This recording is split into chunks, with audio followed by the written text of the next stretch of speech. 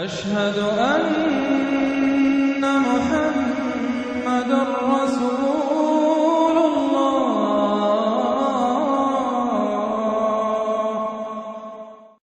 الماعون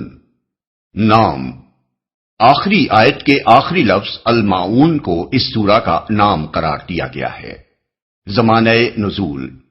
ابن مردوے نے ابن عباس اور ابن الزبیر رضی اللہ عنہما کا قول نقل کیا ہے کہ یہ سورہ مکی ہے، اور یہی قول عطا اور جابر کا بھی ہے، لیکن ابو حیان نے البحر المحیط میں ابن عباس اور قتادہ اور ضحاک کا یہ قول نقل کیا ہے کہ یہ مدینے میں نازل ہوئی ہے۔ ہمارے نزدیک خود اس سورہ کے اندر ایک داخلی شہادت ایسی موجود ہے جو اس کے مدنی ہونے پر دلالت کرتی ہے، اور وہ یہ ہے کہ اس میں ان نماز پڑھنے والوں کو تباہی کی وعید سنائی گئی ہے جو اپنی نمازوں سے غفلت برتتے اور دکھاوے کے لیے نماز پڑھتے ہیں۔ منافقین کی یہ قسم مدینے ہی میں پائی جاتی تھی، کیونکہ وہیں اسلام اور اہل اسلام کو یہ قوت حاصل ہوئی تھی کہ بہت سے لوگوں کو مصلحتاً ایمان لانا پڑا تھا، اور وہ مجبوراً مسجد میں آتے تھے، جماعت میں شریک ہوتے تھے اور دکھاوے کی نمازیں پڑھتے تھے تاکہ انہیں مسلمانوں میں شمار کیا جائے۔ اس کے برعکس مکے میں ایسے حالات سرے سے موجود ہی نہ تھے کہ وہاں کسی کو دکھاوے کی نماز پڑھنی پڑتی۔ وہاں تو اہل ایمان کے لیے نماز با جماعت کا اہتمام بھی مشکل تھا، ان کو چھپ چھپ کر نماز پڑھنی پڑتی تھی، اور کوئی علانیہ پڑھتا تھا تو جان پر کھیل کر پڑھتا تھا۔ منافقین کی جو قسم وہاں پائی جاتی تھی وہ ریاکارانہ ایمان لانے اور دکھاوے کی نمازیں پڑھنے والوں کی نہیں، بلکہ ان لوگوں کی تھی جو رسول اللہ صلی اللہ علیہ وسلم کے برسر حق ہونے کو جان اور مان گئے تھے، مگر ان میں سے کوئی اپنی ریاست و وجاہت اور مشیخت کو برقرار رکھنے کی خاطر اسلام قبول کرنے سے گریز کر رہا تھا، اور کوئی یہ خطرہ مول لینے کے لیے تیار نہ تھا کہ مسلمان ہو کر ان مصائب میں مبتلا ہو جائے جن میں وہ ایمان لانے والوں کو اپنی آنکھوں کے سامنے مبتلا ہوتے دیکھ رہا تھا۔ مکی دور کے منافقین کی یہ حالت سورہ عنکبوت آیات 10 اور 11 میں بیان کی گئی ہے۔ تشریح کے لیے ملاحظہ ہو تفہیم القرآن جلد سوم العنکبوت حواشی 13 تا 16۔ موضوع اور مضمون، اس کا موضوع یہ بتانا ہے کہ آخرت پر ایمان نہ لانا انسان کے اندر کس قسم کے اخلاق پیدا کرتا ہے۔ آیت 2 اور 3 میں ان کفار کی حالت بیان کی گئی ہے جو علانیہ آخرت کو جھٹلاتے ہیں، اور آخری 4 آیتوں میں ان منافقین کا حال بیان کیا گیا ہے جو بظاہر مسلمان ہیں مگر دل میں آخرت اور اس کی جزا و سزا اور اس کے ثواب و عقاب کا کوئی تصور نہیں رکھتے۔ مجموعی طور پر دونوں قسم کے گروہوں کے طرز عمل کو بیان کرنے سے مقصود یہ حقیقت لوگوں کے ذہن نشین کرنا ہے کہ انسان کے اندر ایک مضبوط اور مستحکم پاکیزہ کردار عقیدہ آخرت کے بغیر پیدا نہیں ہو سکتا۔ بسم اللہ الرحمن الرحیم۔ شروع اللہ کے نام سے جو رحمان و رحیم ہے۔ ارأیت الذی یکذب بالدین فذلک الذی یدع الیتیم ولا يحض على طعام المسكين۔ تم نے دیکھا اس شخص کو جو آخرت کی جزا و سزا کو جھٹلاتا ہے، وہی تو ہے جو یتیم کو دھکے دیتا ہے اور مسکین کا کھانا دینے پر نہیں اکساتا۔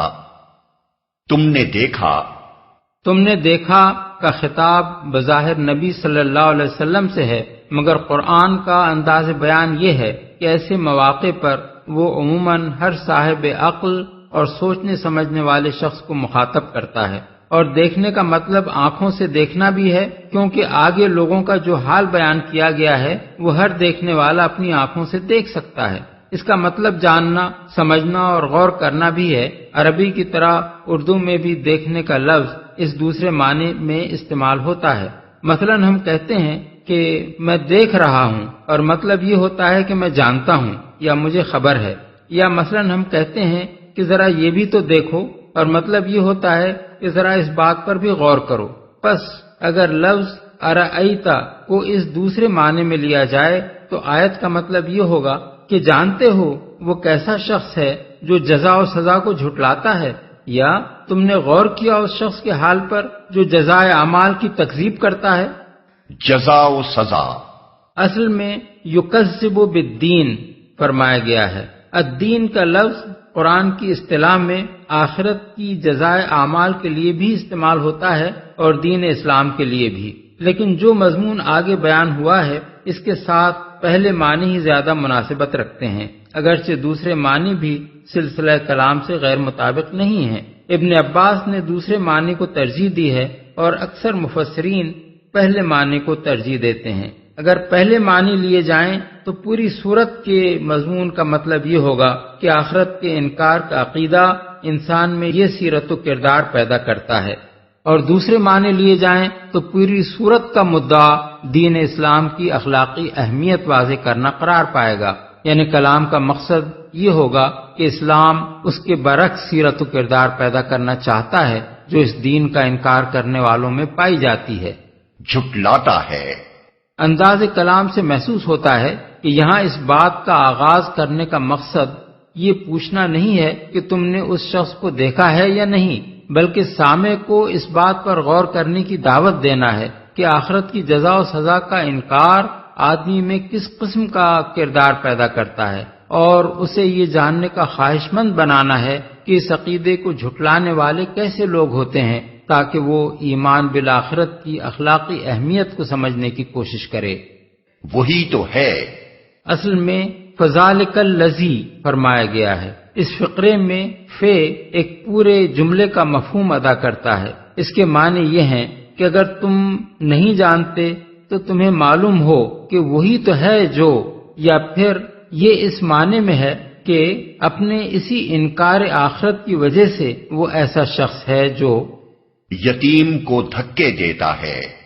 اصل میں یدع الیتیم کا فقرہ استعمال ہوا ہے جس کے کئی معنی ہیں۔ ایک یہ کہ وہ یتیم کا حق مار کھاتا ہے اور اس کے باپ کی چھوڑی ہوئی میراث سے بے دخل کر کے اسے دھکے مار کر نکال دیتا ہے۔ دوسرے یہ کہ یتیم اگر اس سے مدد مانگنے آتا ہے تو رحم کھانے کے بجائے اسے دھتکار دیتا ہے، اور پھر بھی اگر وہ اپنی پریشان حالی کے بنا پر رحم کی امید لیے ہوئے کھڑا رہے تو اسے دھکے دے کر دفع کر دیتا ہے۔ تیسرے یہ کہ وہ یتیم پر ظلم ڈھاتا ہے، مثلا اس کے گھر میں اگر اس کا اپنا ہی کوئی رشتہ دار یتیم ہو تو اس کے نصیب میں سارے گھر کی خدمتگاری کرنے اور بات بات پر جھڑکیاں اور ٹھوکریں کھانے کے سوا کچھ نہیں ہوتا۔ علاوہ بری اس فقرے میں یہ معنی بھی پوشیدہ ہیں کہ اس شخص سے کبھی کبھار یہ ظالمانہ حرکت سرزد نہیں ہو جاتی، بلکہ اس کی عادت اور اس کا مستقل رویہ یہی ہے۔ اسے یہ احساس ہی نہیں ہے کہ یہ کوئی برا کام ہے جو وہ کر رہا ہے، بلکہ وہ بڑے اطمینان کے ساتھ یہ روش اختیار کیے رکھتا ہے اور سمجھتا ہے کہ یتیم ایک بے بس اور بے یار و مددگار مخلوق ہے، اس لیے کوئی حرج نہیں اگر اس کا حق مار کھایا جائے یا اسے ظلم و ستم کا تختہ مشق بنا کر رکھا جائے، یا وہ مدد مانگنے کے لیے آئے تو اسے دھتکار دیا جائے۔ اس سلسلے میں ایک بڑا عجیب واقعہ قاضی ابو الحسن الماوردی نے اپنی کتاب اعلام النبوہ میں لکھا ہے۔ ابو جہل ایک یتیم کا وصی تھا۔ وہ بچہ ایک روز اس حالت میں اس کے پاس آیا کہ اس کے بدن پر کپڑے تک نہ تھے، اور اس نے التجا کی کہ اس کے باپ کے چھوڑے ہوئے مال میں سے وہ اسے کچھ دے دے، مگر اس ظالم نے اس کی طرف توجہ تک نہ کی اور وہ کھڑے کھڑے آخر کار مایوس ہو کر پلٹ گیا۔ قریش کے سرداروں نے ادراہ شرارت اس سے کہا کہ محمد صلی اللہ علیہ وسلم کے پاس جا کر شکایت کر، وہ ابو جہل سے سفارش کر کے تجھے تیرا مال دلوا دیں گے۔ بچہ بیچارہ ناواقف تھا کہ ابو جہل کا حضور سے کیا تعلق ہے اور یہ بدبخت اسے کس غرض کے لیے یہ مشورہ دے رہے ہیں۔ وہ سیدھا حضور کے پاس پہنچا اور اپنا حال آپ سے بیان کیا۔ آپ اسی وقت اٹھ کھڑے ہوئے اور اسے ساتھ لے کر اپنے بدترین دشمن ابو جہل کے ہاں تشریف لے گئے۔ آپ کو دیکھ کر اس نے آپ کا استقبال کیا، اور جب آپ نے فرمایا کہ اس بچے کا حق اسے دے دو تو وہ فوراً مان گیا اور اس کا مال لا کر اسے دے دیا۔ قریش کے سردار طاق میں لگے ہوئے تھے کہ دیکھیں ان دونوں کے درمیان کیا معاملہ پیش آتا ہے۔ وہ کسی مزیدار جھڑپ کی امید کر رہے تھے، مگر جب انہوں نے یہ معاملہ دیکھا تو حیران ہو کر ابو جہل کے پاس آئے اور اسے تانا دیا کہ تم بھی اپنا دین چھوڑ گئے۔ اس نے کہا خدا کی قسم میں نے اپنا دین نہیں چھوڑا مگر مجھے ایسا محسوس ہوا کہ محمد صلی اللہ علیہ وسلم کے دائیں اور بائیں ایک ایک حربہ ہے جو میرے اندر گھس جائے گا اگر میں نے ذرا بھی ان کی مرضی کے خلاف حرکت کی۔ اس واقعے سے نہ صرف یہ معلوم ہوتا ہے کہ اس زمانے میں عرب کے سب سے زیادہ ترقی یافتہ اور معزز قبیلے تک کے بڑے بڑے سرداروں کا یتیموں اور دوسرے بے یار و مددگار لوگوں کے ساتھ کیا سلوک تھا، بلکہ یہ بھی معلوم ہوتا ہے کہ رسول اللہ صلی اللہ علیہ وسلم کس بلند اخلاق کے مالک تھے اور آپ کے اس اخلاق کا آپ کے بدترین دشمنوں تک پر کیا روب تھا۔ اسی قسم کا ایک واقعہ ہم اس سے پہلے تفہیم القرآن جلد سوم صفحہ 146 پر نقل کر چکے ہیں، جو حضور کے اس زبردست اخلاقی روب پر دلالت کرتا ہے جس کی وجہ سے کفار قریش آپ کو جادوگر کہتے تھے۔ مسکین کا کھانا، اطعام المسکین نہیں بلکہ طعام المسکین کے الفاظ استعمال کیے گئے ہیں۔ اگر اطعام المسکین کہا گیا ہوتا تو معنی یہ ہوتے کہ وہ مسکین کو کھانا کھلانے پر نہیں اکساتا، لیکن طعام المسکین کے معنی یہ ہیں کہ وہ مسکین کا کھانا دینے پر نہیں اکساتا، بالفاظ دیگر جو کھانا مسکین کو دیا جاتا ہے وہ دینے والے کا کھانا نہیں بلکہ اسی مسکین کا کھانا ہے، وہ اس کا حق ہے جو دینے والے پر عائد ہوتا ہے، اور دینے والا کوئی بخشش نہیں دے رہا ہے بلکہ اس کا حق ادا کر رہا ہے۔ یہی بات ہے جو سورہ زاریات آیت 19 میں فرمائی گئی ہے کہ وفی اموالہم حق للسائل والمحروم، یعنی اور ان کے مالوں میں سائل اور محروم کا حق ہے۔ نہیں اکساتا۔ لا یحدو کا مطلب یہ ہے کہ وہ شخص اپنے نفس کو بھی اس کام پر آمادہ نہیں کرتا، اپنے گھر والوں کو بھی یہ نہیں کہتا کہ مسکین کا کھانا دیا کریں، اور دوسرے لوگوں کو بھی اس بات پر نہیں اکساتا کہ معاشرے میں جو غریب و محتاج لوگ بھوکے مر رہے ہیں ان کے حقوق پہچانیں اور ان کی بھوک مٹانے کے لیے کچھ کریں۔ یہاں اللہ تعالیٰ نے صرف دو نمایاں ترین مثالیں دے کر دراصل یہ بتایا ہے کہ انکار آخرت لوگوں میں کس قسم کی اخلاقی برائیاں پیدا کرتا ہے۔ اصل مقصود ان دو ہی باتوں پر گرفت کرنا نہیں ہے کہ آخرت کو نہ ماننے سے بس یہ دو خرابیاں پیدا ہوتی ہیں کہ لوگ یتیموں کو دھتکارتے ہیں اور مسکینوں کا کھانا دینے پر نہیں اکساتے، بلکہ جو بے شمار خرابیاں اس گمراہی کے نتیجے میں رونما ہوتی ہیں، ان میں سے دو ایسی چیزیں بطور نمونہ پیش کی گئی ہیں جن کو ہر شریف الطبع اور سلیم الفطرت انسان مانے گا کہ وہ نہایت قبیح اخلاقی رذائل ہیں۔ اس کے ساتھ یہ بات بھی ذہن نشین کرنی مقصود ہے کہ اگر یہی شخص خدا کے حضور اپنی حاضری اور جواب دہی کا قائل ہوتا تو اس سے ایسی کمینہ حرکتیں سرزد نہ ہوتی کہ یتیم کا حق مارے، اس پر ظلم ڈھائے، اس کو دھتکارے اور مسکین کو نہ خود کھلائے نہ کسی سے یہ کہے کہ اس کا کھانا اس کو دو۔ آخرت کا یقین رکھنے والوں کے اوصاف تو وہ ہیں جو سورہ عصر اور سورہ بلد میں بیان کیے گئے ہیں کہ وتواصوا بالمرحمہ، یعنی وہ ایک دوسرے کو خلق خدا پر رحم کھانے کی نصیحت کرتے ہیں، اور وتواصوا بالحق، یعنی وہ ایک دوسرے کو حق پرستی اور ادائے حقوق کی نصیحت کرتے ہیں۔ فويل للمصلين الذين هم عن صلاتهم ساهون، پھر تباہی ہے ان نماز پڑھنے والوں کے لیے جو اپنی نماز سے غفلت برتتے ہیں، ان نماز پڑھنے والوں کے لیے۔ فویل للمصلین کے الفاظ استعمال کیے گئے ہیں، یہاں فے اس معنی میں ہے کہ کھلے کھلے منکرین آخرت کا حال تو یہ تھا جو ابھی تم نے سنا، اب ذرا ان منافقوں کا حال بھی دیکھو جو نماز پڑھنے والے گروہ یعنی مسلمانوں میں شامل ہیں۔ وہ چونکہ بظاہر مسلمان ہونے کے باوجود آخرت کو جھوٹ سمجھتے ہیں، اس لیے ذرا دیکھو کہ وہ اپنے لیے کس تباہی کا سامان کر رہے ہیں۔ مصلین کے معنی تو نماز پڑھنے والوں کے ہیں، لیکن جس سلسلہ کلام میں یہ لفظ استعمال ہوا ہے اور آگے ان لوگوں کی جو صفات بیان کی گئی ہیں، ان کے لحاظ سے اس لفظ کے معنی در حقیقت نمازی ہونے کے نہیں بلکہ اہل صلاۃ یعنی مسلمانوں کے گروہ میں شامل ہونے کے ہیں۔ غفلت برتتے ہیں۔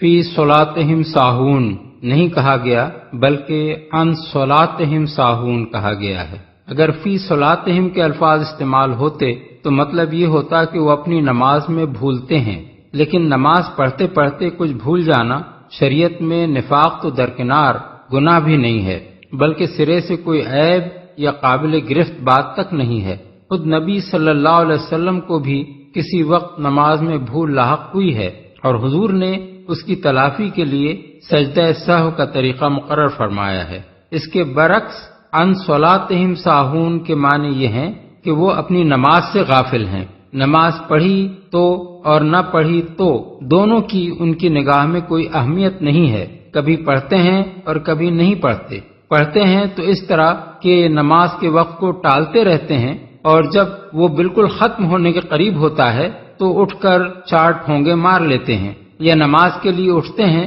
تو بے دلی کے ساتھ اٹھتے ہیں اور بادل ناخواستہ پڑھ لیتے ہیں، جیسے کوئی مصیبت ہے جو ان پر نازل ہو گئی ہے، کپڑوں سے کھیلتے ہیں، جماہیاں لیتے ہیں، خدا کی یاد کا کوئی شائبہ تک ان کے اندر نہیں ہوتا، پوری نماز میں نہ ان کو یہ احساس ہوتا ہے کہ وہ نماز پڑھ رہے ہیں اور نہ یہ خیال رہتا ہے کہ انہوں نے کیا پڑھا ہے، پڑھ رہے ہوتے ہیں نماز اور دل کہیں اور پڑا رہتا ہے، مارا مار اس طرح پڑھتے ہیں کہ نہ قیام ٹھیک ہوتا ہے، نہ رکوع نہ سجود، بس کسی نہ کسی طرح نماز کسی شکل بنا کر جلدی سے جلدی فارغ ہو جانے کی کوشش کرتے ہیں۔ اور بہت سے لوگ تو ایسے ہیں کہ کسی جگہ پھنس گئے تو نماز پڑھ لی، ورنہ اس عبادت کا کوئی مقام ان کی زندگی میں نہیں ہوتا۔ نماز کا وقت آتا ہے تو انہیں محسوس تک نہیں ہوتا کہ یہ نماز کا وقت ہے، مؤذن کی آواز کان میں آتی ہے تو انہیں یہ خیال تک نہیں آتا کہ یہ کیا پکار رہا ہے، کس کو پکار رہا ہے اور کس لیے پکار رہا ہے۔ یہی آخرت پر ایمان نہ ہونے کی علامات ہیں، کیونکہ دراصل اسلام کے مدعیوں کا یہ طرز عمل اس وجہ سے ہوتا ہے کہ وہ نہ نماز پڑھنے پر کسی جزا کے قائل ہیں اور نہ انہیں اس بات کا یقین ہے کہ اس کے نہ پڑھنے پر کوئی سزا ملے گی۔ اسی بنا پر حضرت انس بن مالک اور عطا بن دینار کہتے ہیں کہ خدا کا شکر ہے اس نے فی صلاتہم ساہون نہیں بلکہ عن صلاتہم ساہون فرمایا، یعنی ہم نماز میں بھولتے تو ضرور ہیں مگر نماز سے غافل نہیں ہیں، اس لیے ہمارا شمار منافقوں میں نہیں ہوگا۔ قرآن مجید میں منافقین کی اس کیفیت کو دوسری جگہ یوں بیان کیا گیا ہے کہ ولا یاتون الصلاۃ الا وهم کسالى ولا ينفقون الا وهم کارہون، یعنی وہ نماز کے لیے نہیں آتے مگر کسمساتے ہوئے اور اللہ کی راہ میں خرچ نہیں کرتے مگر بادل ناخواستہ۔ سورہ توبہ آیت 54۔ رسول اللہ صلی اللہ علیہ وسلم فرماتے ہیں تلک صلاۃ المنافق، تلک صلاۃ المنافق، تلک صلاۃ المنافق یجلس یرقب الشمس حتی اذا کانت بین قرن الشیطان قام فتقرأ اربعا لا یذکر اللہ فیہا الا قلیلا، یعنی یہ منافق کی نماز ہے، یہ منافق کی نماز ہے، یہ منافق کی نماز ہے۔ عصر کے وقت بیٹھا سورج کو دیکھتا رہتا ہے، یہاں تک کہ جب وہ شیطان کے دونوں سینگوں کے درمیان پہنچ جاتا ہے یعنی غروب کا وقت قریب آ جاتا ہے تو اٹھ کر 4 ٹھونگے مار لیتا ہے جن میں اللہ کو کم ہی یاد کرتا ہے۔ بحوالہ بخاری، مسلم اور مسند احمد۔ حضرت سعد بن ابی وقاص سے ان کے صاحبزادے مصعب بن سعد روایت کرتے ہیں کہ میں نے رسول اللہ صلی اللہ علیہ وسلم سے ان لوگوں کے بارے میں پوچھا تھا جو نماز سے غفلت برتتے ہیں۔ آپ نے فرمایا کہ یہ وہ لوگ ہیں جو نماز کو اس کا وقت ٹال کر پڑھتے ہیں۔ بروایت ابن جریر، ابو یعلا، ابن المنصر، ابن ابی حاتم، طبرانی فی الاوسط، ابن مردوہ، بہقی فی السنن۔ یہ روایت حضرت سعد کے اپنے قول کی حیثیت سے بھی موقوفاً نقل ہوئی ہے اور اس کی سند زیادہ قوی ہے۔ رسول اللہ صلی اللہ علیہ وسلم کے ارشاد کی حیثیت سے اس کی مرفوعاً روایت کو بہقی اور حاکم نے ضعیف قرار دیا ہے۔ حضرت مصعب کی دوسری روایت یہ ہے کہ انہوں نے اپنے والد ماجد سے پوچھا کہ اس آیت پر آپ نے غور فرمایا، کیا اس کا مطلب نماز کو چھوڑ دینا ہے یا اس سے مراد نماز پڑھتے پڑھتے آدمی کا خیال کہیں اور چلا جانا ہے؟ خیال بڑھ جانے کی حالت ہم میں سے کس پر نہیں گزرتی؟ انہوں نے جواب دیا، نہیں، اس سے مراد نماز کے وقت کو ضائع کرنا اور اسے وقت ٹال کر پڑھنا ہے۔ بروایت ابن جریر، ابن ابی شیبہ، ابو یعلا، ابن المنذر، ابن مردویہ اور بیہقی فی السنن۔ اس مقام پر یہ بات سمجھ لینی چاہیے کہ نماز میں دوسرے خیالات کا آ جانا اور چیز ہے، اور نماز کی طرف کبھی متوجہ ہی نہ ہونا اور اس میں ہمیشہ دوسری باتیں ہی سوچتے رہنا بالکل دوسری چیز۔ پہلی حالت تو بشریت کا تقاضا ہے، بلا ارادہ دوسرے خیالات آ ہی جاتے ہیں، اور مومن کو جب بھی احساس ہوتا ہے کہ نماز سے اس کی توجہ ہٹ گئی ہے تو وہ پھر کوشش کر کے اس کی طرف متوجہ ہو جاتا ہے۔ دوسری حالت نماز سے غفلت برتنے کی تعریف میں آتی ہے، کیونکہ اس میں آدمی صرف نماز کی ورزش کر لیتا ہے، خدا کی یاد کا کوئی ارادہ اس کے دل میں نہیں ہوتا۔ نماز شروع کرنے سے سلام پھیرنے تک ایک لمحے کے لیے بھی اس کا دل خدا کی طرف متوجہ نہیں ہوتا، اور جن خیالات کو لیے ہوئے وہ نماز میں داخل ہوتا ہے انہی میں مستغرق رہتا ہے۔ الذين هم يراءون ويمنعون الماعون، جو ریاکاری کرتے ہیں اور معمولی ضرورت کی چیزیں لوگوں کو دینے سے گریز کرتے ہیں، ریاکاری کرتے ہیں۔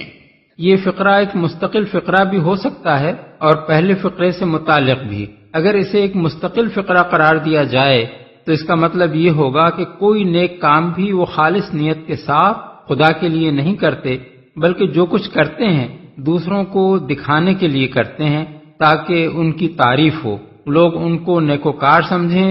ان کے کار خیر کا ڈھنڈورا دنیا میں پٹے اور اس کا فائدہ کسی نہ کسی صورت میں انہیں دنیا ہی میں حاصل ہو جائے۔ اور اگر اس کا تعلق پہلے فقرے کے ساتھ مانا جائے تو مطلب یہ ہوگا کہ وہ دکھاوے کی نمازیں پڑھتے ہیں۔ مفسرین نے بالعموم دوسرے ہی معنی کو ترجیح دی ہے، کیونکہ پہلی نظر میں یہی محسوس ہوتا ہے کہ اس کا تعلق پہلے فقرے سے ہے۔ ابن عباس فرماتے ہیں اس سے مراد منافقین ہیں جو دکھاوے کی نماز پڑھتے تھے، اگر دوسرے لوگ موجود ہوتے تو پڑھ لیتے اور کوئی دیکھنے والا نہ ہوتا تو نہیں پڑھتے تھے۔ دوسری روایت میں ان کے الفاظ یہ ہیں، تنہا ہوتے تو نہ پڑھتے اور علانیہ پڑھ لیتے تھے۔ بروایت ابن جریر، ابن المنذر، ابن ابی حاتم، ابن مردویہ اور بیہقی فی الشعب۔ قرآن مجید میں بھی منافقین کی یہ حالت بیان کی گئی ہے کہ وَإِذَا قَامُوا إِلَى الصَّلَاةِ قَامُوا كُسَالَىٰ يُرَاءُونَ النَّاسَ وَلَا يَذْكُرُونَ اللَّهَ إِلَّا قَلِيلًا، یعنی اور جب وہ نماز کے لیے اٹھتے ہیں تو کسمساتے ہوئے اٹھتے ہیں، لوگوں کو دکھاتے ہیں اور اللہ کو کم ہی یاد کرتے ہیں۔ سورہ النساء آیت 142۔ معمولی ضرورت کی چیزیں۔ اصل میں لفظ معون استعمال ہوا ہے۔ حضرت علی، ابن عمر، سعید بن جبیر، قتادہ، حسن بصری، محمد بن حنفیہ، ضحاک، ابن زید، اکرمہ، مجاہد، عطا اور زہری رحمہم اللہ کا قول یہ ہے کہ اس سے مراد زکوٰۃ ہے۔ ابن عباس، ابن مسعود، ابراہیم نخعی، ابو مالک اور بہت سے دوسرے حضرات کا قول ہے کہ اس سے مراد عام ضرورت کی اشیاء مثلا ہنڈیا، ڈول، کلہاڑی، ترازو، نمک، پانی، آگ، چخماق جس کی جانشین اب دیا سلائی ہے وغیرہ ہیں، جو عموماً لوگ ایک دوسرے سے عاریتاً مانگتے رہتے ہیں۔ سعید بن جبیر اور مجاہد کا بھی ایک قول اسی کی تائید میں ہے۔ حضرت علی کا بھی ایک قول یہ ہے کہ اس سے مراد زکوٰۃ بھی ہے اور یہ چھوٹی چھوٹی عام ضروریات کی چیزیں بھی۔ اکرمہ سے ابن ابی حاتم نے نقل کیا ہے کہ معاون کا اعلیٰ مرتبہ زکوٰۃ ہے اور ادنا ترین مرتبہ یہ ہے کہ کسی کو چھلنی، ڈول یا سوئی عاریتاً دی جائے۔ حضرت عبداللہ بن مسعود رضی اللہ عنہ فرماتے ہیں کہ ہم اصحاب محمد صلی اللہ علیہ وسلم یہ کہا کرتے تھے، اور بعض روایات میں ہے کہ حضور کے عہد مبارک میں یہ کہا کرتے تھے کہ معاون سے مراد ہنڈیا، کلہاڑی، ڈول، ترازو اور ایسی دوسری چیزیں مستعار دینا ہے۔ بروایت ابن جریر، ابن ابی شیبہ، ابو داود، نسائی، بزار، ابن المنذر، ابن ابی حاتم، طبرانی فی الاوسط، ابن مردویہ، بیہقی فی السنن۔ سعد بن عیاض ناموں کی تصریح کے بغیر قریب قریب یہی قول رسول اللہ صلی اللہ علیہ وسلم کے صحابہ سے نقل کرتے ہیں، جس کے معنی یہ ہیں کہ انہوں نے متعدد صحابہ سے یہ بات سنی تھی۔ بروایت ابن جریر، ابن ابی شیبہ، دیلمی، ابن عساکر اور ابو نعیم نے حضرت ابو ہریرہ کی ایک روایت نقل کی ہے جس میں وہ کہتے ہیں کہ خود رسول اللہ صلی اللہ علیہ وسلم نے اس آیت کی یہ تفسیر بیان فرمائی کہ اس سے مراد کلہاڑی اور ڈول اور ایسی ہی دوسری چیزیں ہیں۔ اگر یہ روایت صحیح ہے تو غالباً یہ دوسرے لوگوں کے علم میں نہ آئی ہوگی، ورنہ ممکن نہ تھا کہ پھر کوئی شخص اس آیت کی کوئی اور تفسیر کرتا۔ اصل بات یہ ہے کہ معاون چھوٹی اور قلیل چیز کو کہتے ہیں جس میں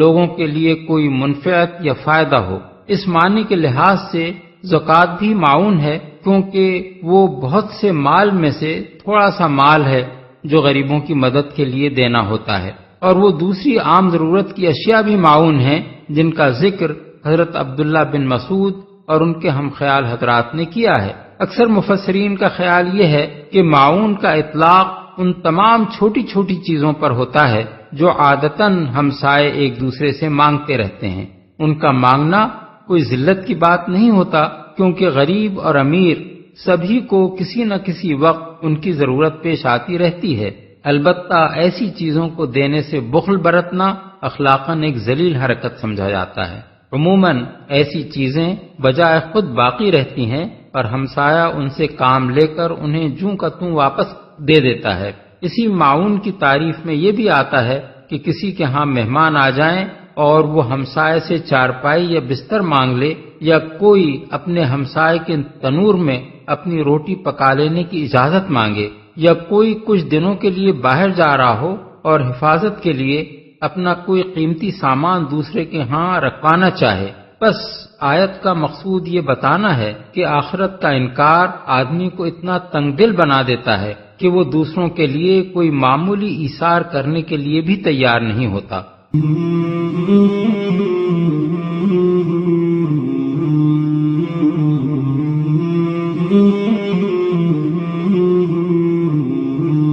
مولاي صل وسلم دائما